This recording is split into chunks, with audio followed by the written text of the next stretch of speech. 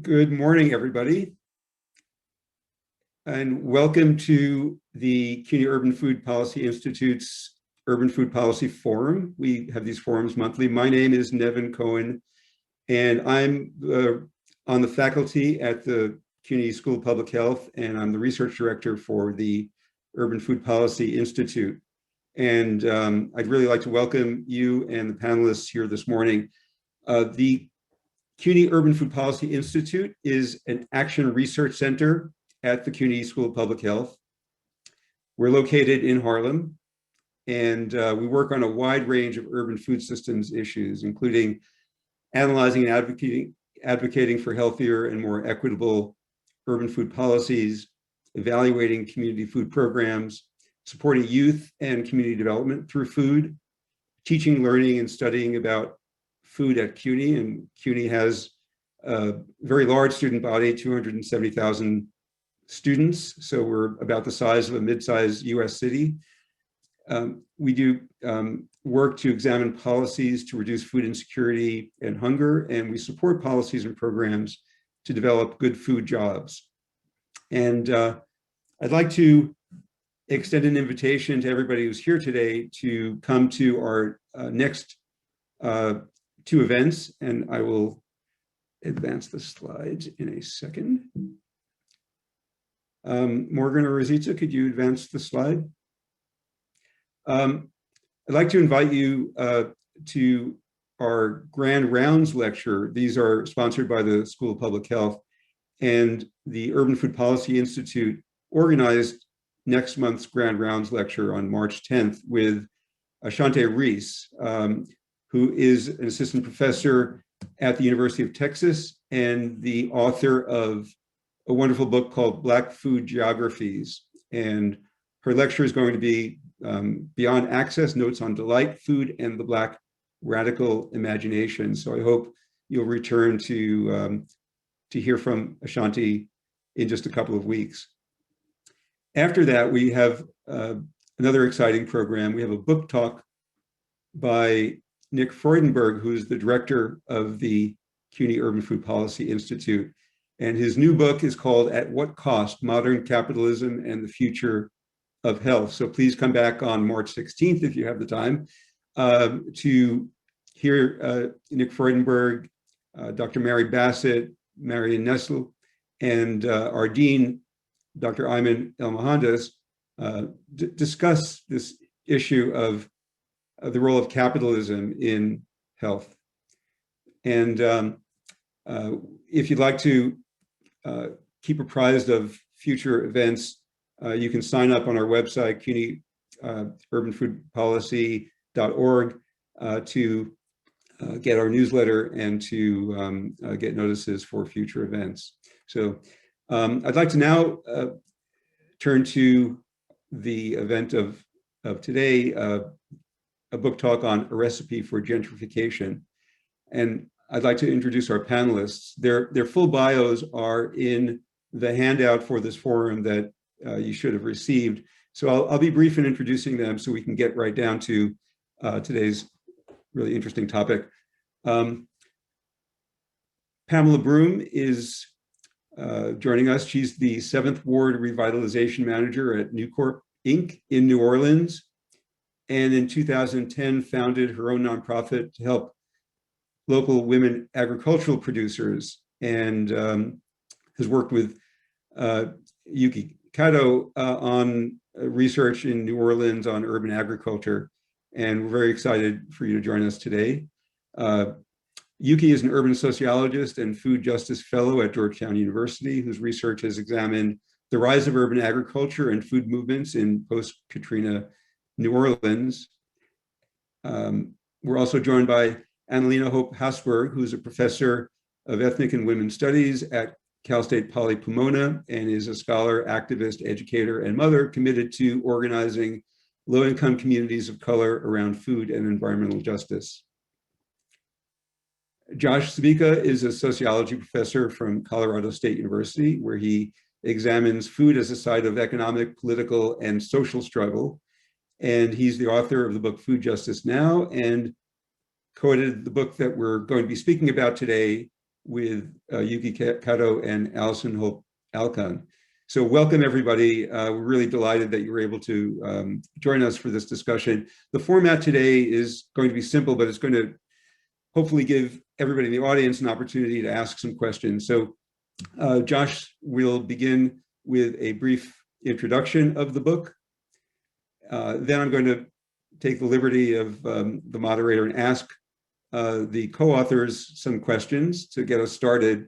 And then we'll open the questions to audience members. And please send us your questions in the chat. We'll try to get to as many people as possible, but we have a very large audience today. We're right up to 187 participants now. So if you don't have your question answered today, I hope you take the opportunity to get in touch with the authors and speakers, and hope we can continue this dialogue soon. So without further ado, I'd like to just say a couple of words and then turn it over to Josh. I mean, we know that food systems are affected by gentrification and contribute to gentrification. And the recipe that the book title refers to is one of those really complex recipes. It's not a recipe I typically would go to on a weeknight. It has many ingredients and many different steps. And the chapters in the book discuss food gentrification. Many of them discuss food gentrification post-crisis, following the Great Recession and Josh Sabika's discussion of Denver, and post-Katrina in Pamela Broom and Yuki Kato's chapter. What we're facing today is an economic crisis due to the pandemic that has left our communities economically devastated, but particularly Black and Latino communities food insecure and economically insecure. And as the latest census pulse tracking poll shows, a third of Americans are unsure of whether they can pay their mortgage or rent next month. So this discussion of gentrification is particularly timely as cities try to figure out how to recover from the current recession. So without further ado, I'd like to turn the discussion over to Josh and his introduction to the book. Thanks, Josh.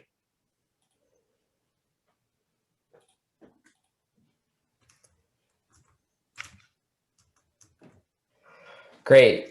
Thanks, Nevin. And thank you all for joining this virtual forum. As Nevin mentioned, it's really a privilege actually to be able to reach such a wide audience. I mean, being in person is always wonderful as well, but this format creates opportunities to engage in new kinds of dialogue across new kinds of spaces. So thank you all for joining.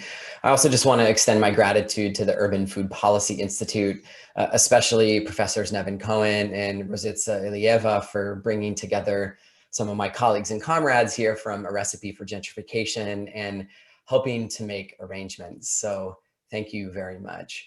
What I'm going to do is just take 10 minutes here at the outset to provide an overview of our edited volume and explain what inspired us to take on this project, and then lay out some of the major arguments and themes.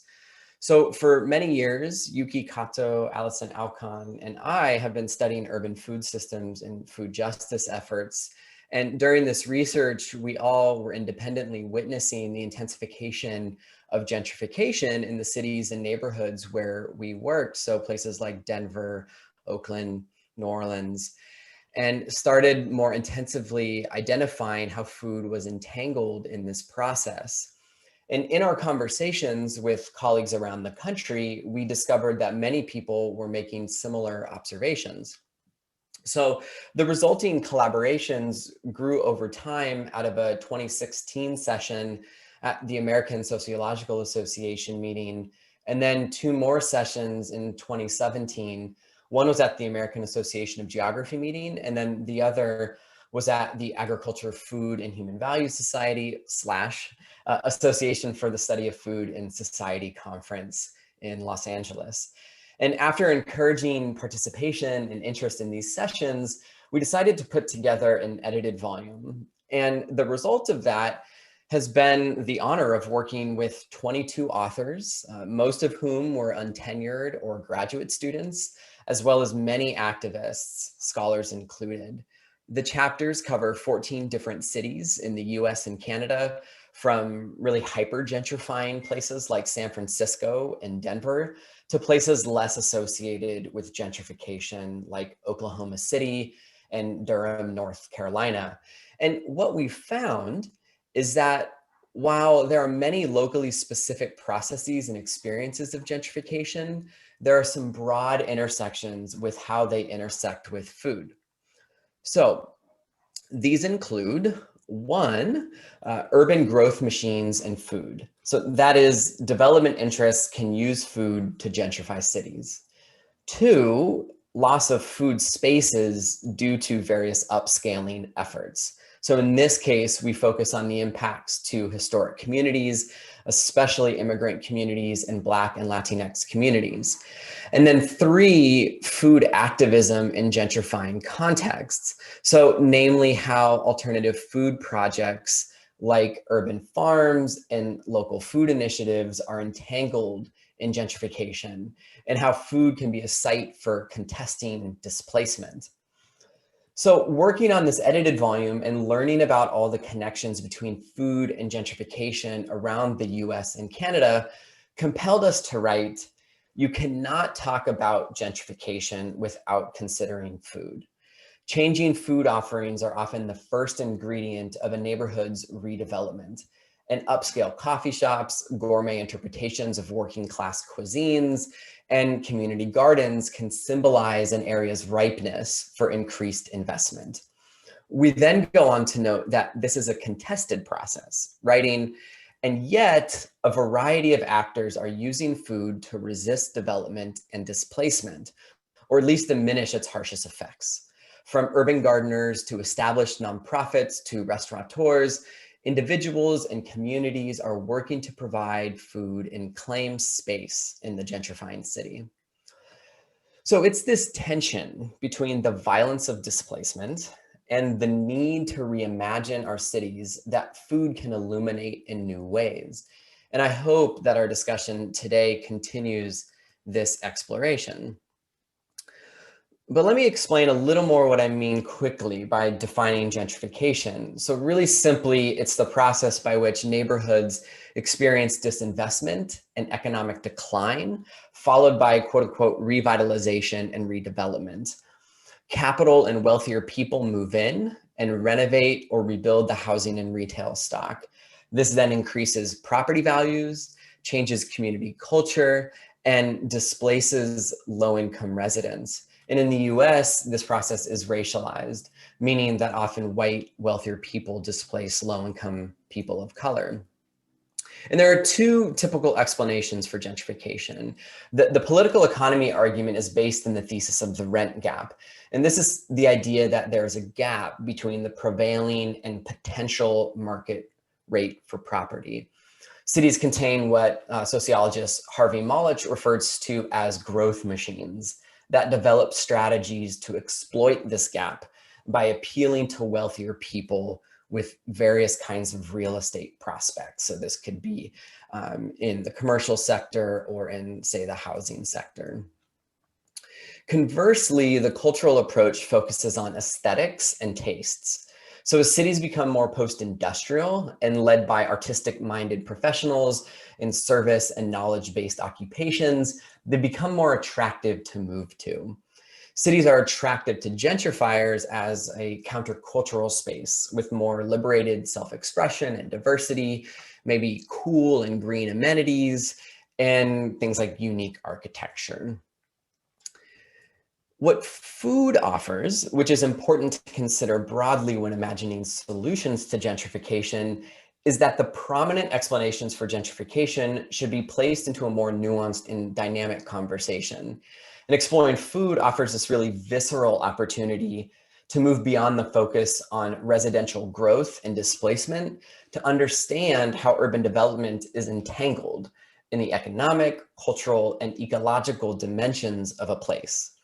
It also helps to see how gentrification is a structural process fostered by racial capitalist urbanization that moves through consumption and taste, cultural foods, and cultural capital. And this lens, what we refer to in the book as a food intersections approach, provides a means to see how food commonly becomes a target for social movements, markets, and states, and is therefore enmeshed in struggles over land, resources, identity, and culture that reach far beyond food itself. In the popular imagination, we have seen how food gentrification is commonly equated with the process of culturally appropriating food, like the stripping of kale and collards from their roots in African American culture to upscale these ingredients into new recipes or trendy foods like fresh tonics and juices. And these foods then come to represent hipster gentrifier tastes. And while it's important to highlight and challenge such practices, food is not only symbolic of gentrification, but is a material contributor. Quite literally, new food spaces like a cafe, health food store, or community orchard can help to give a neighborhood buzz, which boosters and developers can then leverage to change the community. So as Chinaka Hodge, an African-American lifelong resident, artist, and activist in Oakland said in a New York Times article describing local gentrification, we're glad to welcome folks who add value to the city, but we've struggled to survive here. And the moment that it's cool, not only can we not afford to live here, but our entire history is whitewashed, for lack of a better term. She went on to explain, I think there are two narratives about Oakland that have existed for my entire life.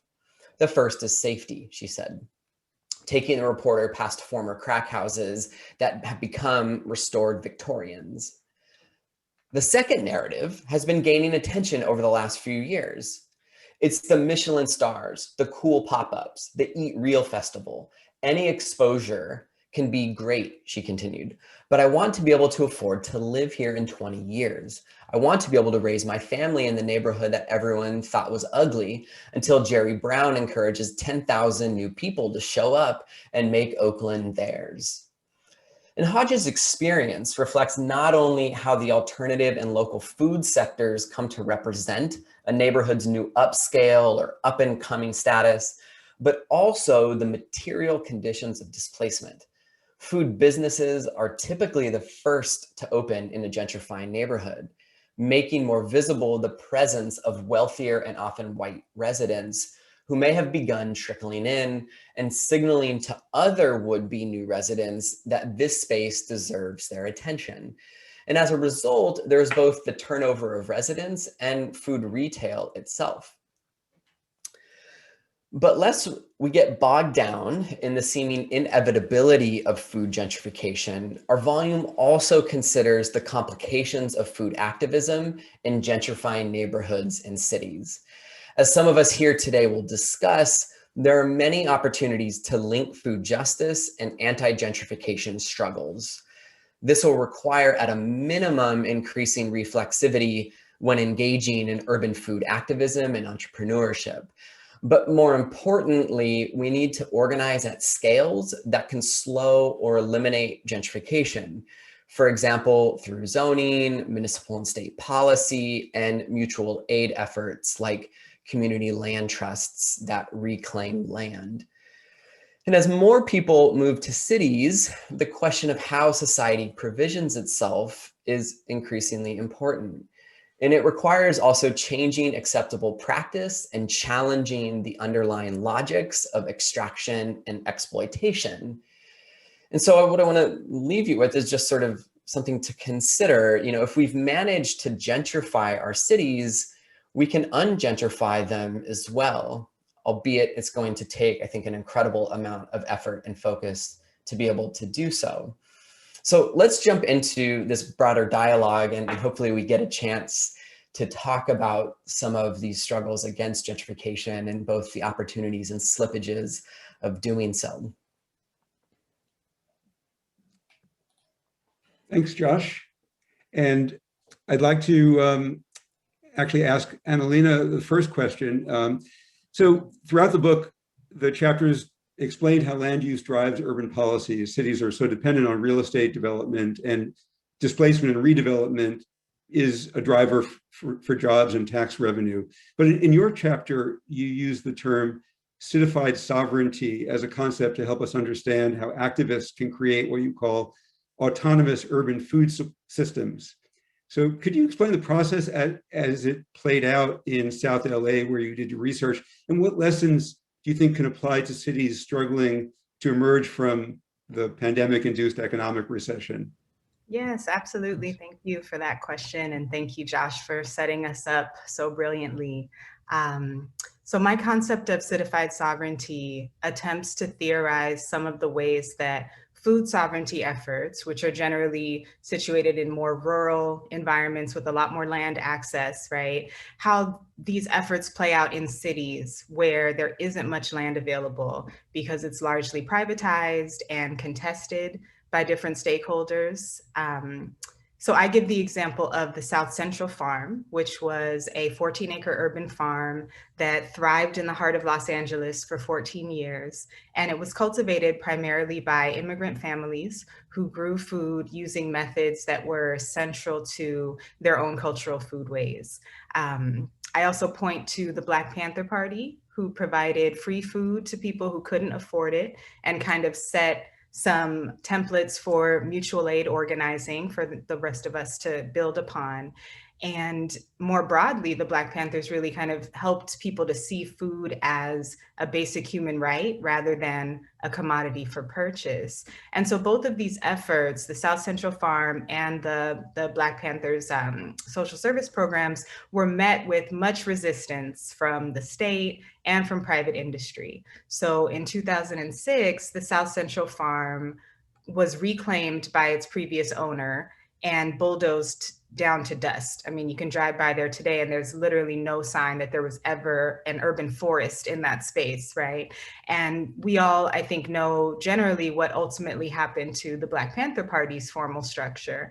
But I think what I'm taking from these examples is the idea that these seeds were planted, right, that have grown into new efforts. So the South Central farmers are still actively organizing to get that land back, and they've inspired a new generation of urban farmers through their example.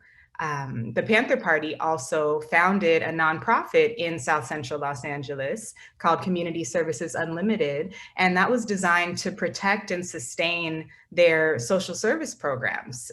And so over the last 4 decades, that nonprofit organization has grown to become one of the kind of foremost leading food justice organizations in Los Angeles. So I think in cities that are looking to recover from the pandemic and kind of reinvent themselves, these models are really relevant because that process of reinventing could look like gentrification, right? It could look like a rebranding, a renaming in these urban spaces that invites outside interests to come and stake a claim. But it could also inspire us to ask, how can we best use urban spaces in service of the people who are already there, already living, working, playing, and eating there, right? So that could look like growing our own food, which more and more people are doing these days in an individual and a collective context. And we've also seen lots of mutual aid efforts that are similar to this Panther survival program model during the pandemic, and more recently during the crisis in Texas. Thank you very much. I'd like to follow up then by turning to Pamela, who's also done work in the grassroots in New Orleans, though in a different context.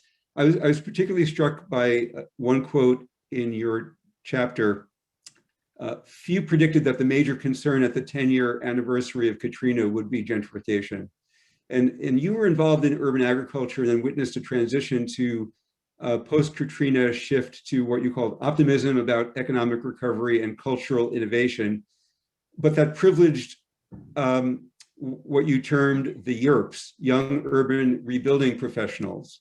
So if you could please explain what you experienced in that period post-Katrina and what roles community development organizations and other nonprofits can play in resisting food gentrification. Okay, great. Thank you for this opportunity. Certainly, the devastation that we experienced with the onset and aftermath of Hurricane Katrina, we're looking at approaching 16 years. And in many respects, we're still dealing with some of the challenges that we faced early on after the storm and its devastation. One of the things that I like to point to as I discuss this is, prior to Hurricane Katrina, we had approximately 19,000 vacant and blighted properties. After Hurricane Katrina, the number was close to 65,000. So what happened from my vantage point, and others as well, was that it was seen as an opportunity after Katrina to sort of look at how to redevelop the city of New Orleans post the storm, and with the focus on so many people that called New Orleans home were not able to actually return. My family was one. I was not able to return for nearly 3 years. But when I did come back, I came back with what I thought was a toolkit that I sort of tried to hone while I was living in Durham, and then later in Chicago, between Chicago and Milwaukee. And I focused on learning as much as I could about urban agriculture to go along with the lifelong passion for growing. So what I wanted to do was really be an advocate, a cheerleader, an observer and participant in the redevelopment of the city of New Orleans, but really looking at it as an opportunity to look at the assets that I believed, as a semi-tropical environment, we had an opportunity to really use urban agriculture and food production in the city as a tool for revitalization, for equity around revitalization. And what I came upon was, as you pointed out, the YERP, the YERPs coming in, or as we talked about, transplants coming in with this notion that they were going to come in and help the poor people, assuming on their end that we did not have any of this ability on our own historically. So that sort of set me on a path, I'll say, to trying to help these young people understand that, yes, there's a history here. It's a long history. If you would love to sit down and learn more about it, I'd be one of your best advocates, cheerleaders, and supporters. But I ran up on resistance sometimes from folk that felt that they had a better approach, because, you know, of course, we didn't know anything about urban agriculture. Well, maybe we didn't call it urban agriculture. Maybe we called it gardening or growing food in your yard, you know, sharing with your neighbors what you grew in your yard. So there was that tension, but also there were opportunities for some of these young people to partner and listen. And what I've seen, fast forward almost 16 years down the line, is that there are some that have actually stayed and invested and created organizations to which I am now a board member or a committee member, or I'm looked to as a mentor, that sort of thing. So what I'm seeing is an evolution regarding that viewpoint that we know better, we're coming to help you. And it's beginning to look more like partnership. And especially with the onset of COVID-19 and the devastating impacts and realities of inequity around healthcare and food access, sort of blown up on steroids, I see more of a coalescing of groups across the diversity spectrum. Thank you. Thank you very much. And we'll come back to some of those themes as well. I want to turn to Yuki. You also worked in New Orleans with Pamela, and you've worked elsewhere. Can you talk about the effects of the pandemic and other consequences of this past year, and the movement for Black lives over the past year affecting food gentrification in different places across the United States? So one area, thank you again for this opportunity. And I've been processing a lot of this as I'm sort of listening to, and rethinking about our edited volume. And one place that I can speak to is a place that I live now, which is Washington, D.C. And a lot happened in D.C. in the last 12 months or so and more, like many other places. And I have definitely been thinking about what the pandemic and also this, I guess, increasing public reckoning with racial justice, injustice rather, means to the movements like, food justice movement or environmental justice movement. And a few things that I think is that I think Adelina mentioned, for example, mutual aid that has a long history in many of these communities, immigrant communities, Black communities, low-income communities. I think it's starting to become more visible. And I think the term mutual aid, again, just as Pam mentioned, I'm a little bit concerned about the popularity of the term, just as urban agriculture became something else when we put a name on it, and everybody started to jump on board. I wonder if it really continues to be what it did, and so that's something that I'm observing, and hoping that in this particular context and time, that people who are joining this particular way of self-efficacy or collective efficacy rather is a little more self-aware than perhaps some of the younger people who I observed coming to New Orleans, the Europe's that Pam has observed and mentored in many cases, who did not necessarily arrive to New Orleans with this kind of collective awareness about privileges and the flexibility and positionality.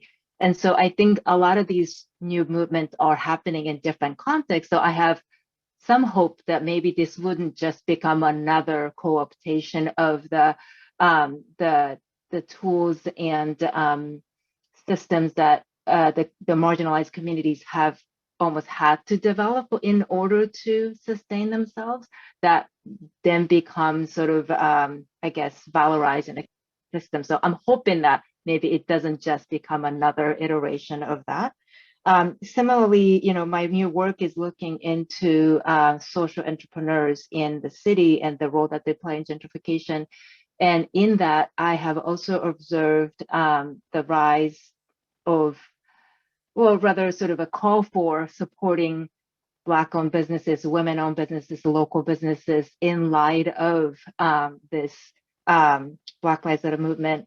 Also at the same time with the pandemic, everybody's sort of looking for different places to shop. And I do, again, wonder about what is that, who are these consumers, which businesses are they supporting? Is this really going to be sustainable long-term? And if so, which of these Black-owned businesses are going to be able to sustain? And what are we really advocating for when we say these things? And so as much as I do love the idea that consumers are becoming a lot more aware of these structural issues, yet at the same time, I think we continue to seem to be still operating in a very consumer-based capitalistic solution, rather than thinking more broadly about the fact that this has to be the solution. or to really turn to the communities that have been developing these mechanisms of social support to really think collectively about the solution. And I still sort of find a lot of these to be very individualized solution. And I think that's really where I'm hoping that some of the conversation builds on, rather than when the pandemic, quote unquote, ends, that we all go back to our corners and look back at, oh, remember that time that we used to say those things and post those things on Instagram, but that we actually sort of start to really see the real changes, continuing to happen. And I do find the younger people being very active in this line of activism, very hopeful, optimistic. Thanks. And I hope we do get into focusing on opportunities for ensuring that the changes that we hope to see actually come to fruition. I want to ask anyone on the panel to respond to a couple of questions that I'd like to pursue. One is that the book explains, and Josh explained this in his introduction, the power of policies, structural policies, zoning, strategic investments in infrastructure, and the power of culture, the aesthetics of hipster cafes and the symbolism of community gardens to spur gentrification. But things like restaurants and the restaurant industry has been particularly hit by the pandemic, don't just have symbolic value. They also create and support jobs. They feed people, they provide income to owners, many of whom are small business owners. So in a post-crises periods, how can we navigate the tension between supporting food workers and neighborhood food businesses and neighborhood food economies, while also ensuring that in supporting these businesses, they don't contribute to widening economic inequality and displacement? It's a complicated question, but what are some of your thoughts? Anyone can jump in if you'd like. So I have a few thoughts on the matter, and I want to, I guess, contextualize the severity of the crisis first. So about 1 in 4 jobs lost during the peak of the pandemic were restaurant workers. And that was more than 6 million workers have lost their jobs, and that was as of late summer. And if you think of kind of the scale of the restaurant industry, and we include sort of bars and restaurants and all of that, it's an enormous part of, especially urban economies, but really economies everywhere.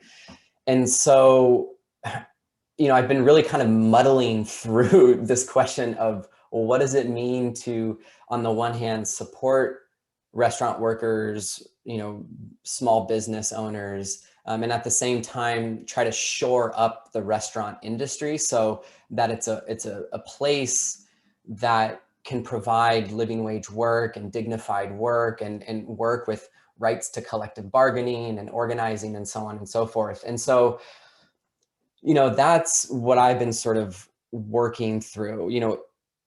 If you are sort of following the conversations around restaurant worker losses, there's a few key things that seem to be bubbling to the surface. One is the need to improve wages in the sector. So eliminate things like the tipped minimum wage, which is $2.13.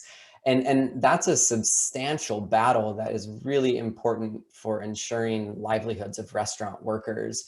Another is obviously increasing the minimum wage to at least $15 an hour. I mean, for those of us that have lived and worked in big cities around the United States, we know that $15 an hour is actually probably a bare minimum. But we should be sort of striving for better wages, particularly in that sector. But then on the flip side of all of this, I've been thinking about, well, if you have all of these losses in food retail space, and one of the lessons that I learned from the Great Recession is that, when you have an economic recession, I mean, the Great Recession was distinct because it was a devaluation in land. And we don't necessarily see that happening now, although it's sort of scattershot in places like San Francisco. But, if you still have the closure of a bunch of restaurants, that then leaves vacant retail space. And then the question becomes, who's losing those jobs? And then where do those people go who were working in that sector. You know, was that sort of their lifeline to being able to stay in that neighborhood or in that part of the city? And so on the one hand, that can lead to sort of the displacement of a particular sector of the working economy. But then there's also the question of who fills that space. You know, is it going to be, say, I don't know, various forms of venture capital or other wealthy interests that then buy up that property and sort of sit on it until the economy recovers, and then finds restaurateurs who want to open up more upscale restaurants, therefore sort of gentrifying the sector itself. And then the question then becomes for me, the last thing, and then I'll just shut up for a second, is who then takes those new jobs? Who's kind of filling into that sector? Is it people who are able to sort of wait out until those new restaurant jobs are made available? Or is it sort of a new kind of influx of workers from, say, the urban peripheries that have been pushed out of the city due to various waves of gentrification? So there's a lot of moving parts on the restaurant question, and a lot of different kinds of obligations that we might consider in terms of who we want to uplift, how we want to uplift them, and then how we might actually prevent restaurants sort of moving through new waves of gentrification. Thank you. Any other thoughts from Los Angeles, New Orleans, or Washington? So I think, you know, what Josh is explaining around, you know, these spaces that become available as a result of being foreclosed upon by, you know, the pandemic, that creates kind of fear around our engagement with these spaces, right? So pre-pandemic, gentrification was already really rapidly accelerating. And as we know, capitalism turns crises into opportunities for capitalism, right? And so we have drastically changed the ways that people are interacting with the foodscape in a really short amount of time. So all of these local food restaurants, retailers, restaurants and otherwise, who had to close their doors because they can no longer afford their overhead when it becomes dangerous to go to a restaurant or a grocery store, are struggling to, you know, hold on to that space or reinvent themselves. And, you know, we've seen that a lot of the people who used to engage with these spaces started ordering their food and groceries for delivery. And some of them are choosing these large corporate providers for convenience sake and price, right? And so we've seen that the pandemic has more than doubled the food delivery apps business. Amazon is reporting like 200% profit margin rising, right? And these profits have largely come at the expense of community-based local food providers whose, you know, spaces could easily become gentrified. And on the flip side, right, these closed down restaurants and market spaces could also be revitalized community spaces with some intention and with some attention to equity in the built environment. And I'll just share that the organization I wrote about in my chapter, Community Services Unlimited, this is the one that the Panther Party founded in the late 70s to sustain their social service work. They, or I should say we, because I work closely with them as a board representative as well, we purchased a huge building in the heart of South Central LA back in 2018. And we built a wellness center, a produce market, there's a cafe, a seed library, an urban farm, all of these really cool community amenities. And when the pandemic hit, we shifted gears and began delivering groceries to people's homes and collecting money to support free food donations for people in really severe need, right? And so we were able to continue meeting the community's unique food needs in spite of and in response to the COVID pandemic in ways that other entities who maybe didn't have a land ownership claim could not, right? So I think, you know, being able to respond to this crisis in a way that, you know, we are crowdsourcing or community funding ownership, right? And I have all of these contradictory feelings about ownership of land and space and occupation of space, right? But I think what I have seen in my own work in Los Angeles is that ownership provides somewhat of a safety barrier against some of what's happening, right? Similar to how the vulnerability of someone who's a renter is different than someone who can, say that they own the home that they live in. Thank you. Yuki or Pamela, do you have any responses or? Yeah, I'd just like to add that New Orleans being a city that is a city of restaurants, I would like to say that even before COVID-19, if you are able to survive as a restaurateur in New Orleans, you can make it through the pandemic and beyond. What's happening from what I'm observing here is that certainly, just like everywhere else, restaurants are struggling. But what I'm seeing too is restaurants are getting creative in being able to contribute to the need for emergency food, helping with Second Harvest Food Bank to provide food to community members in need. And the organization that I work with, Newcorp Incorporated, is also a CDFI, a Community Development Financial Institution. A lot of the funding, small loans that we've provided to entrepreneurs around the city and the region has had to do with building and construction. But as a result of COVID-19, we're developing a program that looks at entrepreneurs, and many of them are restaurateurs, bar owners, other small businesses, people of color. And I believe that herein lies an opportunity for organizations like CDFIs to work along with businesses, especially in the restaurant industry, to really help shore up going forward. Thank you. Thank you. I don't know, Yuki, do you want to respond? If not, I have another question that follows on this. Great, thanks. So the chapters in the book focus on land being a really critical asset to protect against gentrification. Land is really key in the gentrification question. The concluding chapter describes different strategies for addressing the rent gap by helping longtime residents retain the value of their land and remain in place. And Alina, following on your point, I think it's really complex because obviously ownership doesn't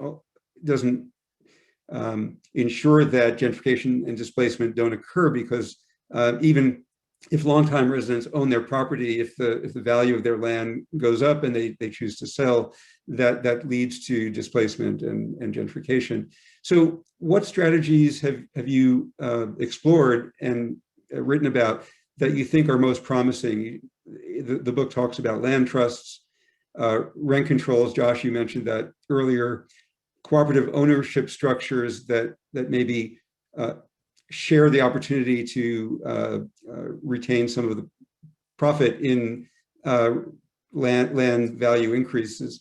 And what opportunities are there for promoting land sovereignty in cities, especially post-pandemic? So what can we do to ensure that both urban agriculture practitioners, but also homeowners and business owners can keep their land and restaurants and other businesses and still afford to pay the rent as cities recover from the current economic crisis?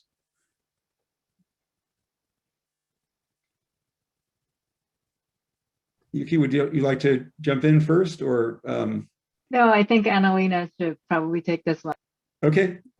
I'll start us off.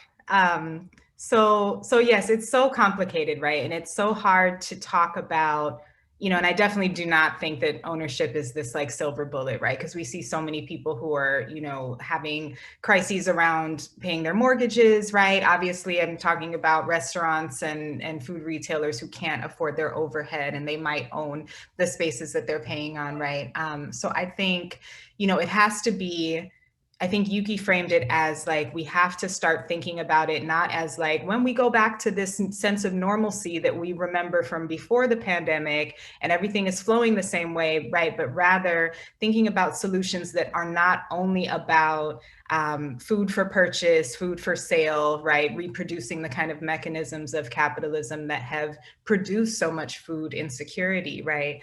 And so I think in terms of strategy, I wrote in my chapter that gentrification and urban development are incentivized, right, from private retailers and corporations, while community ownership is blocked or at worst criminalized, right? And so I think a multi-pronged approach that includes, policy change, for one, can be really effective in opening up spaces to legitimize community enterprises. So in Los Angeles, we recently passed a lot of legislation to decriminalize and legalize street vending, right? So those of you who have been to LA, you know that there's always a fruit stand, right? Or bacon wrapped hot dogs available, right? Or elotes and things that the community really loves, people really love to engage with, but that have been criminalized and have been, pushed to the margins of the kind of informal food economy. And so there's been all of this work to legitimize those kinds of retailers as legitimate food businesses and create spaces for them to be part of that formal economic process.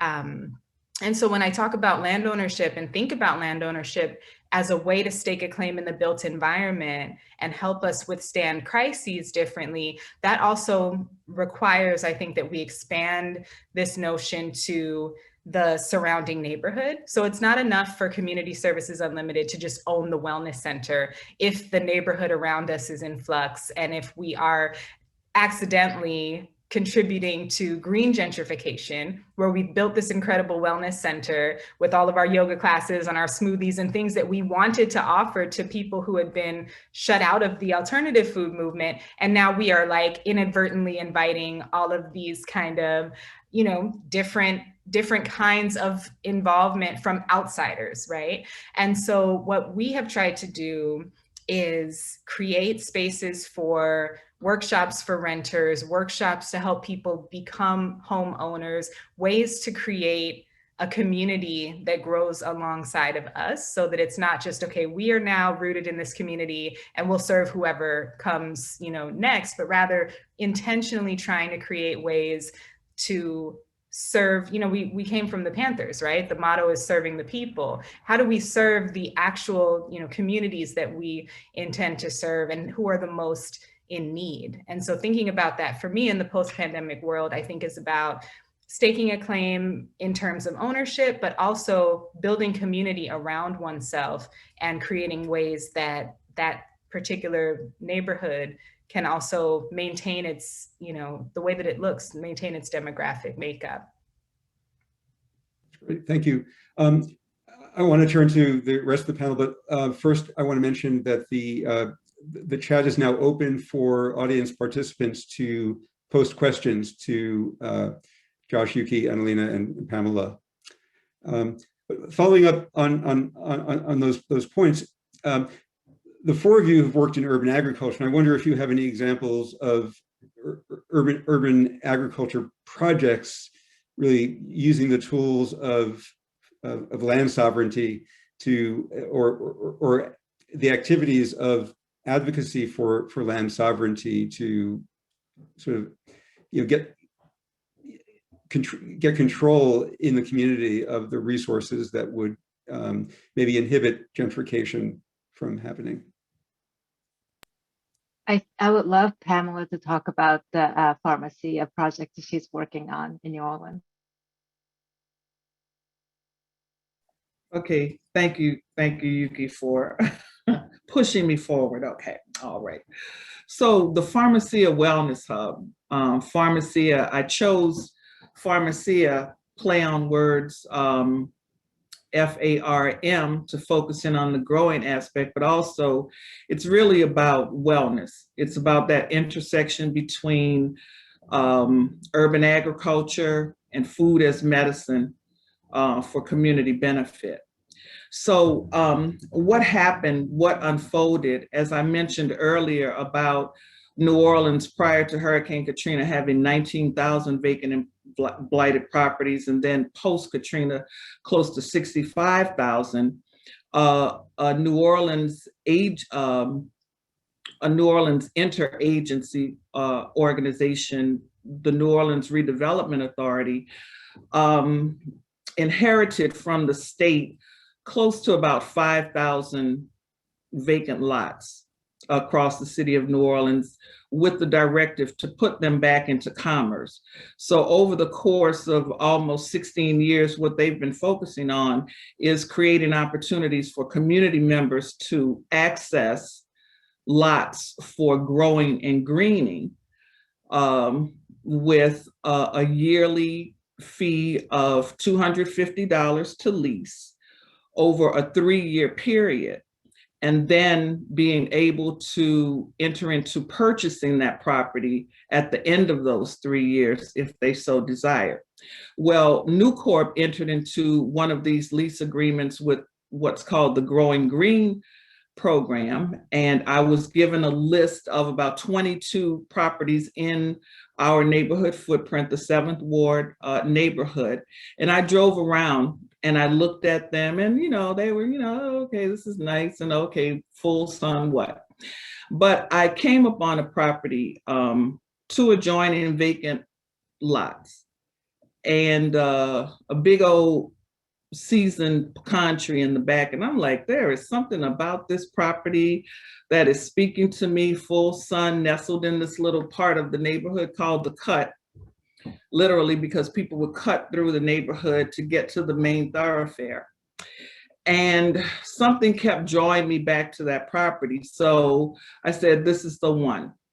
At a neighborhood association meeting, I mentioned this idea of creating this pharmacy, a wellness hub, this place where the neighborhood could gather to grow together, to learn more about growing in their own yards, and just to really sort of use it as a green hub. And I mentioned it, and a young man at the meeting says, I grew up there. That was where I grew up. And I was like, oh my God.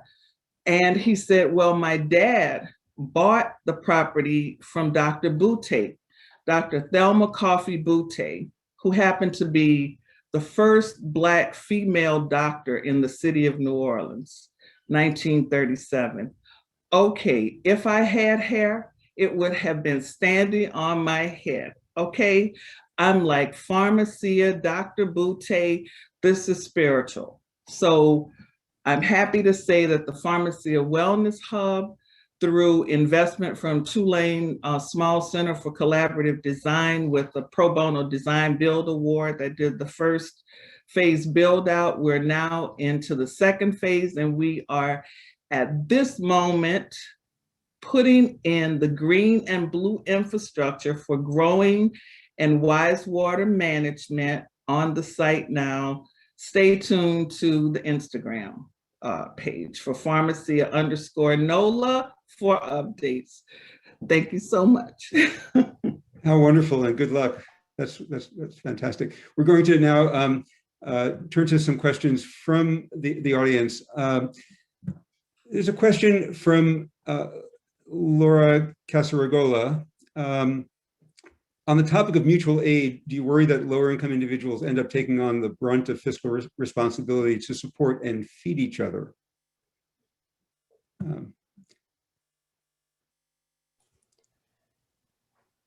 I'll quickly take a go. Thank you for that question, first of all, and I think it gets at some of what Yuki was talking about in, if we overdetermine mutual aid, or if we reify this notion of mutual aid without thinking through what it might imply. And what I mean by that is, if we think of the legacy of neoliberalism, essentially one of its legacies is the rollback of state support for people. and a social contract that we take care of each other and that we have a larger collective responsibility to take care of each other. You know, that's just one recent context within which mutual aid takes on increased significance as a means for support and survival. And so one of the things that, you know, I've been thinking through is, how do we both engage in mutual aid work that's immediately necessary and perhaps always necessary, not just to survive, but to thrive and build community, and at the same time, collectively organize to demand everything from those that we vote into office and that supposedly represent us. And so it's at that level that I think we also need to be working really diligently. And this could be from our local council members to all up the chain of the political command, if you will. So that's where I think it's important for those of us with greater power and privilege as well to be doing the work. Is, you know, we have an obligation when we have these opportunities to speak to policymakers and to make that a priority in our work to push new kinds of conversations forward. I mean, this is why something like the Green New Deal is considered so threatening, because what it seeks to do is essentially unravel the neoliberal consensus and center the ravages of racial capitalism that we've all been living under, and reimagine our economy, reimagine our political structures, reimagine our social relations and our obligations to each other. And so, you know, it's that kind of visioning and that kind of organizing that I think is really important, to not put aside mutual aid, but to maybe use that as a base from which to organize even more broadly and demand everything. Thanks, Josh. And then that leads into a question from Annabelle. And if you think about reimagining our relationships, her question is, what place do you see for collective community ownership versus private individual ownership as part of your vision? So Annalena, maybe you could think about that. I mean, in my ideal world, I feel like the private ownership piece would, you know, give way to community ownership, right? Like when I think about these, you know, pre-capitalist moments, right? And not to romanticize any of that, but just the, you know, the commons, right? Like thinking about the commons, thinking about spaces and places and resources that just are, right? Lakes and rivers and, you know, land. And these are not, you know, when thinking about the ways that all of our most basic human needs have become privatized, right? It makes me want to kind of hearken back to, or rather, you know, vision forward to places where the commons are again sacred spaces and protected, right? And offered to people for real kind of human use value. And, you know, when I think about, you know, the research I've done around the South Central Farm, you know, they got to thrive pretty much for 14 years, right? And that's both long and short, depending on your framework. But in the heart of a city as dense and industrial as Los Angeles, and in the most industrial corridor of Los Angeles, right? It was this like oasis, this anomaly. And at the end, it was still vulnerable because private industry had set its sights on this space, right? And so, you know, I think I'm of the mindset that like this work is very metaphorical, you know, metaphorically connected to gardening, right? Where you might plant this really beautiful garden and then the seasons change and some of it dies and you have to uproot things and replant and repot, and that this work is really, it's really ongoing, right? And that moving toward community ownership and models of, you know, the collective co-ops, whether that's for food distribution or living and lifestyles, right? That if that is the model, that there's this kind of slow progress towards it as we pull from all of these other historical examples getting there. But I do also think that, you know, shifting gears toward the Panther example, in order to create community sustained services and programs, they were sourcing from private industry, right? The breakfast programs ran on donations from supermarkets and restaurants. Sometimes they were given willingly, other times it was like a threat, right? We will picket and boycott if you don't support these programs, right? And so there's, I think, a way to bend private industry toward the will of the community when the community is organized in that way. And this leads to another question from the audience. It's from Kamala Hayes, and it's about land grabs. I don't know if any of you have had the experience in maybe New Orleans of land grabs after Katrina, but how do, Kamala mentions that she's heard of land grabs in the south side of Chicago during COVID. And land grabs can lead to sudden gentrification. Have you had that experience in your research? My observation, and Pam can certainly add on to this, of what happened in New Orleans, I don't think a lot of the urban farms and gardens were under threat for the first 10 years or so after the storm. But I do think that as the development started to expand beyond the initial recovery area into larger area, I think the speculative land grabbing started to threaten some of these gardens. And I think the speculative part is very important. And I think the example that Annalena pointed to with the South Central Garden, it's not that something was going to be built right away to that land after it was bulldozed. It was really the idea that this could be more valuable, and therefore we are going to prepare it for something else. And oftentimes my impression of how these gardens are lost, or how these common, the spaces that are communally cared for and sort of valued by the long-term residents are lost. It's not necessarily always a right away something comes in, but there is this kind of a process of holding. And I do think that this is where the cities and states actually could certainly intervene to make sure that this kind of not just land grabbing, but also holding that is really open season oftentimes for not just the developers, but also the banks that back those investments. And I do think that these are spaces where it's not just, doesn't have to be mutual aid, doesn't just have to be hoping that the private sector does the right thing, but we also need to hold, I think both Joyce and Annalena pointed to, we need to hold those public offices accountable to make sure that they are implementing preventative measures to make sure that that doesn't really happen, or it's not as easy at least, or that those things actually have to happen in conjunction with some ways of ensuring that the community ownership or input in ways that are meaningful and long term.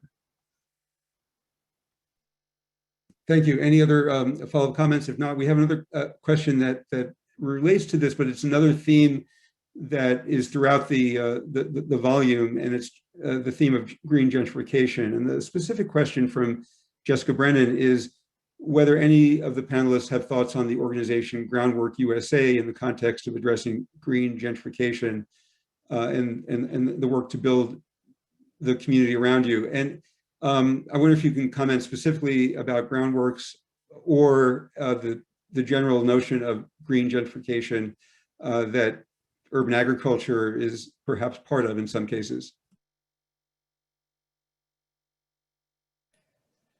I mean, I'm happy to quickly comment on a case I'm really familiar with in Denver, and it speaks to some of the previous conversation that we've been having, and it's the story of the Urban Farmers Collaborative who gained access to land after the Great Recession in Curtis Park, which is a historically Black community in North Denver. And it was on a site of former public housing that had been bulldozed years and years prior and was sitting vacant for a long time. The land was owned by Denver Housing Authority, and ostensibly Denver Housing Authority is meant to increase affordable housing in the city. What they did was they sat on it, like Yuki was talking about. And the land grabbing is one piece, but the actual sitting on property is in some respects almost more insidious.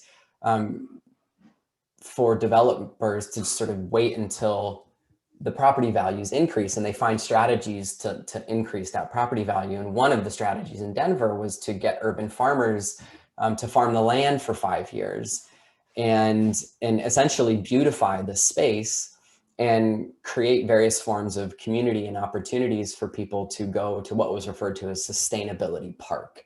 And so this notion of sustainability and local food was really, in many respects, one of the kind of cultural and symbolic drivers of green gentrification in that space. And Denver Housing Authority eventually found a developer, what's called the Spark development. So they essentially abbreviated Sustainability Park, and the farmers lost their land. So you had both the gentrification of urban agriculture itself, and then gentrification of that part of the city itself. This new development built a high-tech, capital-intensive aeroponics or aquaponics farm on top of a James Beard Award-winning chef restaurant called Uchi. And the whole development really was leveraging this sort of sustainability ethos that had been fostered by these urban farmers. And so, you know, they got kind of embroiled in this green gentrification process. And it's sort of a cautionary tale in some respects about the differences between leasing property, where you don't have much control over what happens, versus owning property. And so this is getting me to think a lot about, and Alina's talking about in terms of community ownership. You know, it'd be a whole different story if, you know, this land was communally owned instead of given to Denver Housing Authority to ostensibly create more affordable housing, which it really didn't. And so, yeah, that's what I think about when I think about the ways in which urban agriculture and green gentrification often go hand in hand. And I'm sorry I can't speak to the specific case or organization that was referenced, but maybe somebody else can. Pamela, did I'd you like want to to comment? jump in.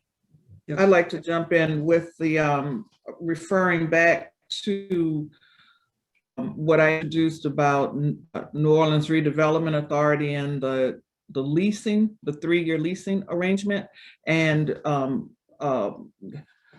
seeing the good, the bad, and the ugly with that, because New Orleans Redevelopment Authority is part of municipal bureaucracy, and we're talking about land with a directive to put it back into commerce, certainly offering to the wider community an opportunity to access property at a what I believe is a reasonable annual lease fee for $250 over the course of 3 years, with an option to purchase after the 3 years. That's where it becomes problematic, because what happens is that right at the point, and New Corp is there with the properties where the pharmacy is being developed, right at that point of looking at purchasing, that's when you realize that they're going to have to go in,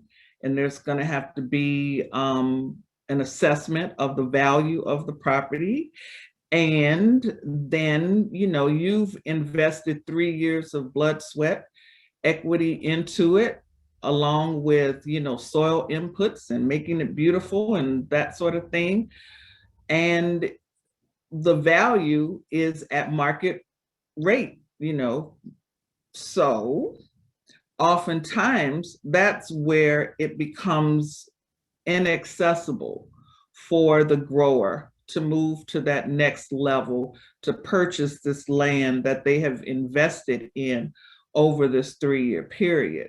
So therein lies the rub or the challenge with this. So you still have to deal with policy changes and advocating for fairness and equity around making this land available. How about an affordable purchase price, not at market value? Because, you know, market value now may be $30,000 a lot or more.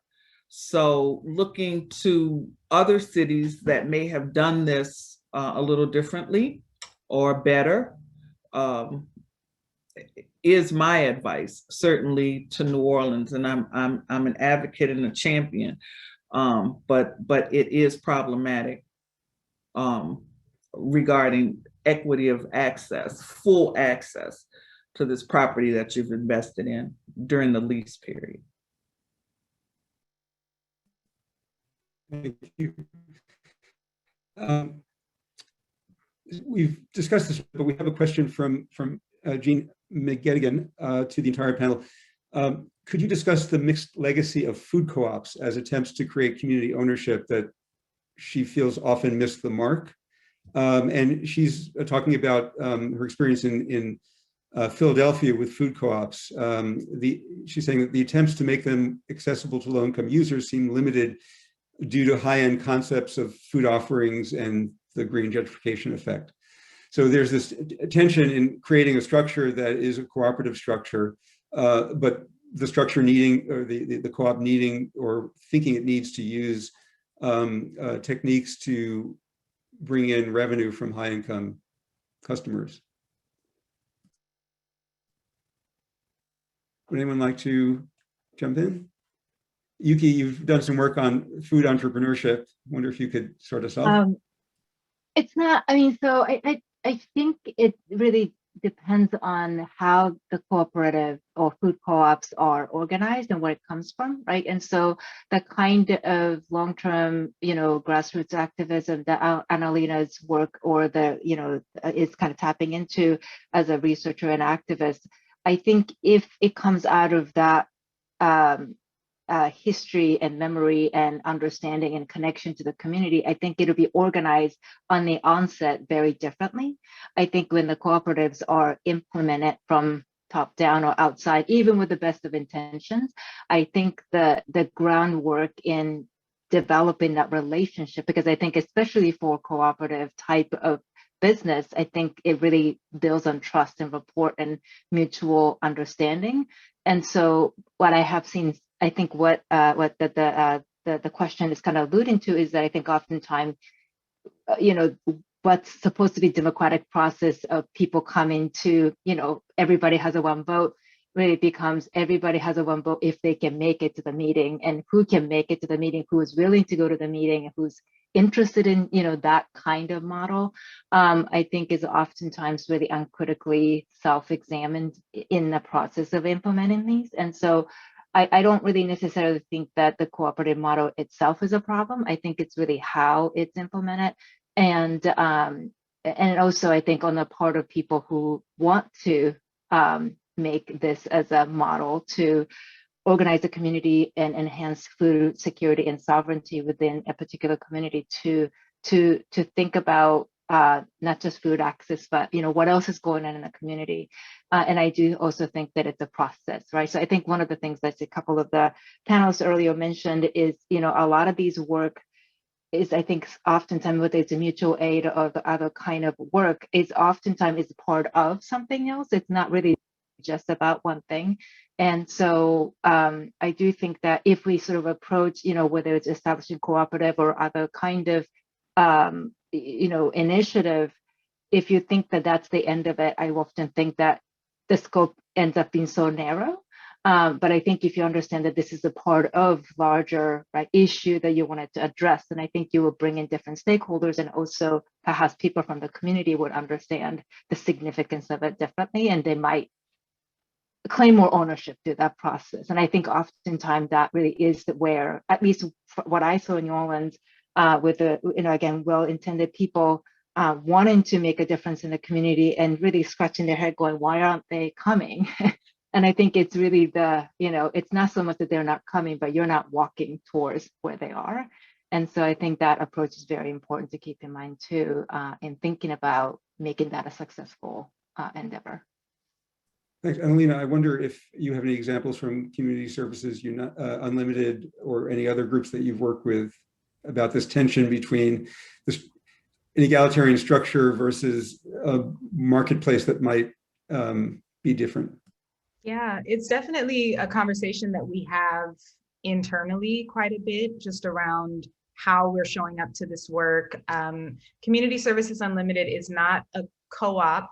it's a nonprofit, it's a 501c3 nonprofit, but the way that it's configured is, I think, I like what Yuki was saying around, it really has a lot to do with what your framework is, right? And how you're defining these things, right? So, there's scholars who are critical of food security rhetoric because it kind of reproduces food for purchase. It doesn't qualify what kind of food, right? But there's a lot of really innovative and radical community food security groups that have more of a kind of food justice, food sovereignty lens to the work that they're doing. So I think co-ops that are problematic, that are reproducing this kind of hierarchy or this like pandering to higher paying members or higher income members, I think, a lot of it is around the framework that we are implementing. So at CSU, at Community Services Unlimited, we are a 501c3. We are no longer, just giving away all of this food the way that the Black Panthers did, although we have been doing a lot of mutual aid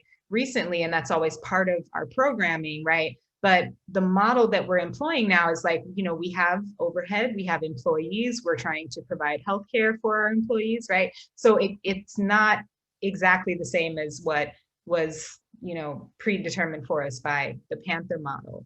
But because we are interested in using food as a lens to talk about bigger structural issues, right? It's not just we're going to give you some free food, right? We're going to empower you through, cooking demos and workshops and nutrition information and all of these different things. And then when we created the Wellness Center in particular, we were careful to and intentional about getting community buy-in in a way that wasn't just like, okay, we got a grant and we're building this thing and here it is now in your community with no say-so from you. But we did community food surveys where we surveyed, almost 800 local residents and asked them about their relationships to food. And when seeing that they indicated, yeah, we would buy, or we would eat more local produce if it was affordable, if it was accessible, right? That's what drove us to provide the Wellness Center in response to this kind of community-driven data, right? And so the way that we interact with community is very much rooted in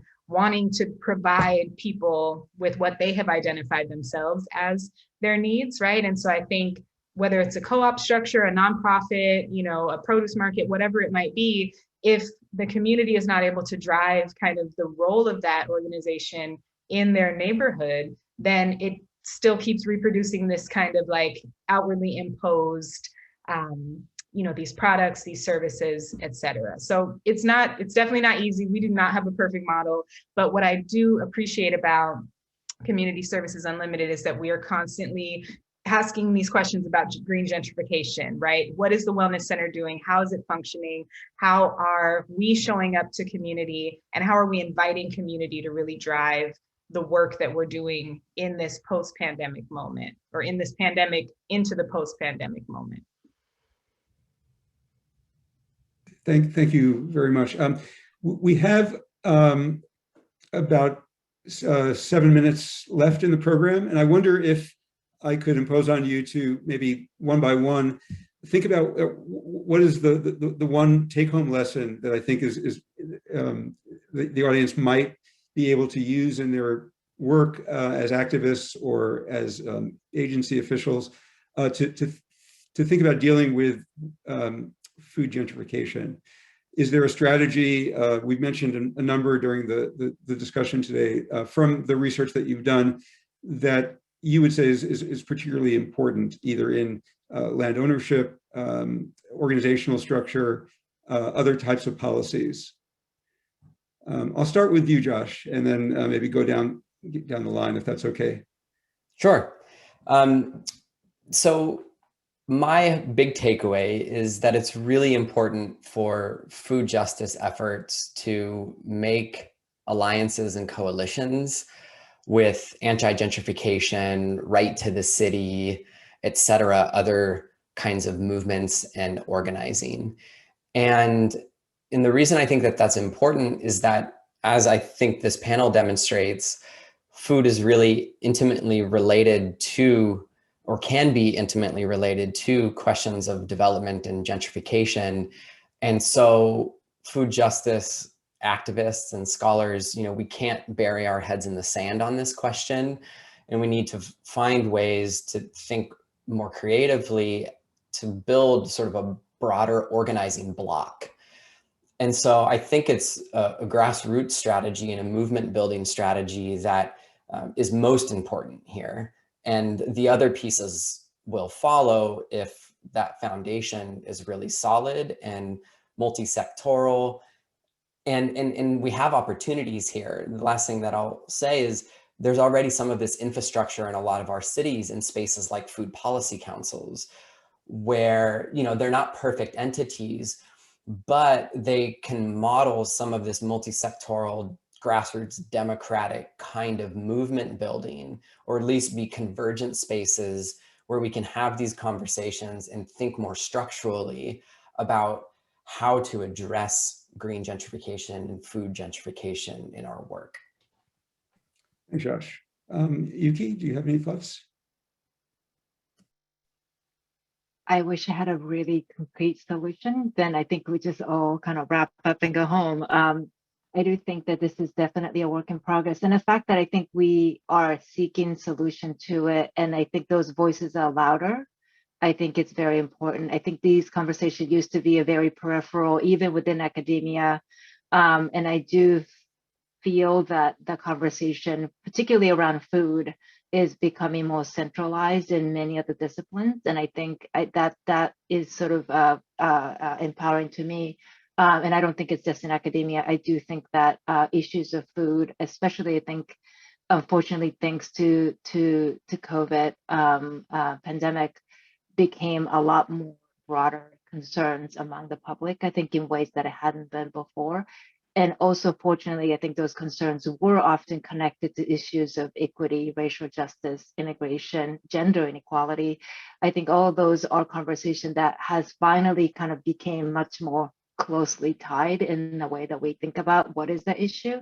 And I think this is sort of what, you know, Josh pointed to, sort of a food intersection, right? In the way that we wanted to use food as a lens through which to address these broader issues. And so in thinking about centrality of food and gentrification, I think when we were putting the edited volumes together, we were trying to say that, look, food is really at the core of this. And I don't really know if we really need that reminder at this point in a way, because we have all seen it, right? And so I do think that is a good momentum, you know, to kind of build on. And the question now is really how to frame this move, you know, sort of movement or our interest. And I think that this is really where we actually really need to go back to, maybe I'm not a policy person, so I'm maybe not the right person to say this, but I think we have kind of written that off as an option. I really think that we have gone into, we have to do this on our own, this kind of a mutual aid, or as individual consumers, or that the corporations that are going to fix it. And in all of this, I think what we have been sort of written off as inefficient and perhaps uninterested was this kind of policymakers that really could be doing something much more substantial. And perhaps the fact that we have all experienced such a major life and, you know, disruption in obviously varying capacity and varying scale, hopefully, you know, gives us a little bit more freedom to think outside of the box and say, what if? Can you imagine if we, you know, and in ways that, and in previous time, maybe we said, that's not, you know, that's not going to work. But maybe, you know, maybe the public reception for these radical ideas might be slightly different now. So that's really where my takeaway, or rather hope, is right now, at least at this very moment today. Very, very hopeful. Thank you. Annalena? Yeah, I appreciate that so much. Yuki, just you invoking our imagination, right, toward the world that we want. I think for me, growing up in gentrifying neighborhoods my whole life, it was always signaled through food, right? It was like, oh, Starbucks is here all of a sudden, right? And it always felt like something that was so far beyond the scope of my own control that it was something I just had to kind of watch as it happened and be really sad about the blackout migration from San Francisco and be really upset that the mom and pop store is now like a Verizon store, right? And just watching it unfold, but not feeling empowered and not kind of knowing where I could enter. And I really think, you know, that this multi-pronged approach is the way to go. And I'm not explicitly a policy person either, but I do think that grassroots work has to be supported and bolstered and protected by policy. It has to be, we have to hold industrial food providers accountable, right? So whatever, you know, in terms of advice for the people who have joined us today and will watch this recording, like when and where you enter is really important, right? If you are a policy person, if you want to write a policy brief, hold a policymaker accountable, please do that. It's absolutely important. If you want to be working toward, you know, getting the Walmarts and the Targets who are now selling food and kind of, you know, branding themselves as food security champions, if we want to hold them accountable to how they source that food, right? That's important because none of these no one thing on its own is going to really do this. And I think we have to enter through all of the doors in the house to really get it done. Thank you. Thank you. And Pamela, you have the last word. Thank you.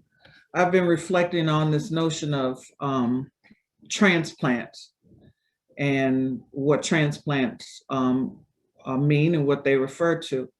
And I'm thinking that a takeaway for me is the need for intergenerational and interracial coalition building around this work to strengthen it, that just like rooted plants, transplants need to be nurtured as well to be able to take hold and to take root. So that's what I'm reflecting on, that we all have to be participants and we all need nurturing and cultivation in order to make our very awesome opportunity for a beautiful garden world to really flourish. So that's my takeaway. And thank you so much again for this opportunity. Well, thank you all. I highly recommend the book to everyone in the audience, A Recipe for Gentrification, because we didn't have the opportunity to have all of the chapter authors in this presentation, but each of the cases presented is really fascinating, and they connect to each other in really unique and important ways. And the recipe is a gumbo. It's a complex issue that we really need to address, as everybody said, from multidimensional approaches. With that, we are out of time, and I want to be respectful of everyone's time. I want to thank the panelists again, and thank you for producing this important piece of work. We will be posting the recording of this session, so if you have friends you want to suggest watch it, you'll be able to do that, and if you want to see it again, you'll be able to do it as well. Without any further ado, I want to thank everybody in the audience for coming, and invite you back to our next sessions at the CUNY School of Public Health. Thank you so much, and have a great rest of the day.